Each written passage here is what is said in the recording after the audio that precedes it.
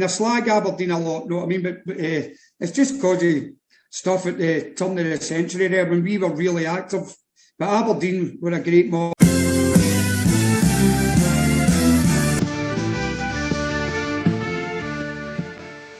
Fergie came up to us from St Mirren and took the bull by the horns and continued it to the greatest heights that we could have ever imagined. Aberdonians turned out in their thousands to welcome home Britain's team of the season. It's been a fortnight of heroics and hangovers in the Granite City.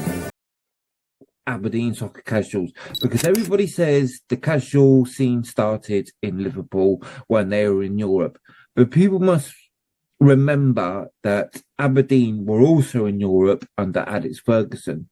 So just as much as Liverpool had access to all the trainers that were in France, Germany and the rest of Europe, so did Aberdeen, which became the Aberdeen Soccer Casuals. People were talking about Aberdeen on the park, and we wanted them to talk about Aberdeen off the park as well.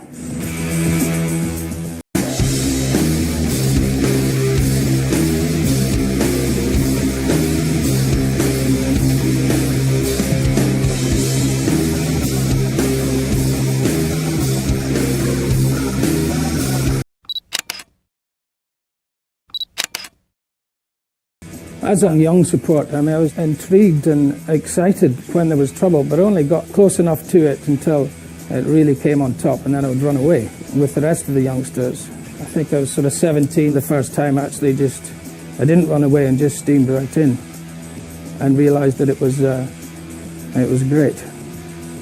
The Aberdeen Soccer Casuals were born. Scotland's first casual hooligan firm. So looking across the fence, there was maybe 300 young men, no scarves, side shades, and looked like new romantic disco boys, and which we just totally didn't understand. We never heard of this before. But I think a lot of us strangely thought, you know, that's pretty cool. So, used to mob like 400, 500, but at a home game, you could end up sitting in that south stand with 1,000. That's a good firm, isn't it? Oh, aye. Do you reckon it had anything to do with the team at the time, the success the team was? Oh, aye, that was a major play in it. Like, I mean, the clothes started changing, and then the difference. The guys were standing out. There was no football colours on or anything like that. Folk were trying to put on tracksuits and designer gear and golf wear, tennis wear and stuff like that. And then the oil industry was booming then. So people had money, and the kids had money from the parents who were working offshore and that, so everybody had the gear. The thing is, we were the only ones that were doing it. We were going to, other teams were coming to this ground and they were still dressed as skinheads. They were still dressed as punks, and people were like, you know, who's that? You're all big tough skinheads, you know. We looked at these guys with big wedge haircuts and tight jeans, big white trainers, and we just says to ourselves, who are these puffs? We expected they would run, you know. The puffs were going to run. No, they fought back and they done well. So that was our first experience of the casuals. You basically couldn't move in Motherwell for police if you were a skinhead. They would stop you for no reason, search you for no reason. That was about the time when everybody started saying to themselves, wait a minute, these guys are getting away with murder solely because of the way they dressed.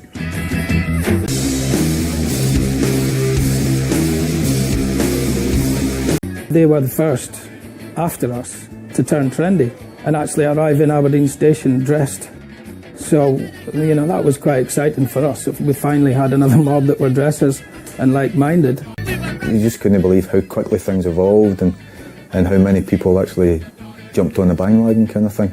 And almost overnight, it became like an obsession. It was taken very seriously, and a lot of money was spent on clothes. For working class guys to shell out maybe about half their wages on a tracksuit top was unbelievable. And it just went beyond all proportion. A lot of the boys used to write letters into the face, slagging off the other teams for not being up to speed with their fashion. It did catch us unawares at the time. Quarter of a century ago, We did not have the sophistication in terms of intelligence which we do now. I think now we're better placed to combat these type of organised hooligan groups than we were in the 1980s. It took them years to get in control of it. That's why the early years were so much fun, because they didn't have a clue what we were all about.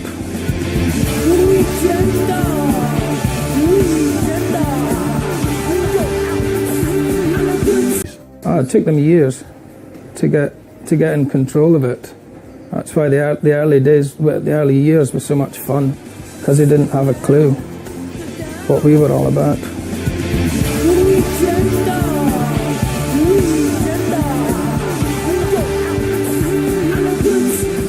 The new breed of soccer hooligans, calling themselves the Casuals, pose a threat to the game.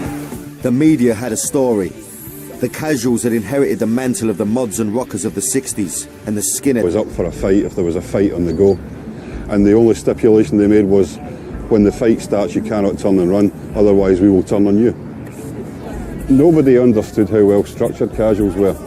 Football hooligans up to then had been people running wild after a game, fueled by drink, and they didn't care who got caught in the middle or anything else. The Casuals picked their targets carefully. It was other Casuals, it was people they'd arranged to fight. It was all about dominating the town that they'd gone into. Andy tried to keep on the fringes of the mob and away from the front line action as much as he could. The whole kind of brief was, don't break the law. You know, try not to break the law.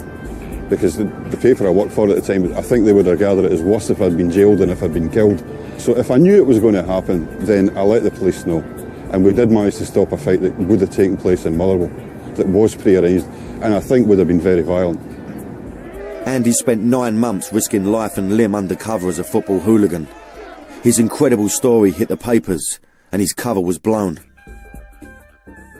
By the time I'd finished doing this, I had 2 drawers on my desk, one full of death threats and one full of letters from casual groups asking me to go and join them. We created the monster. We gave these people publicity, and the more publicity they got, the more they wanted.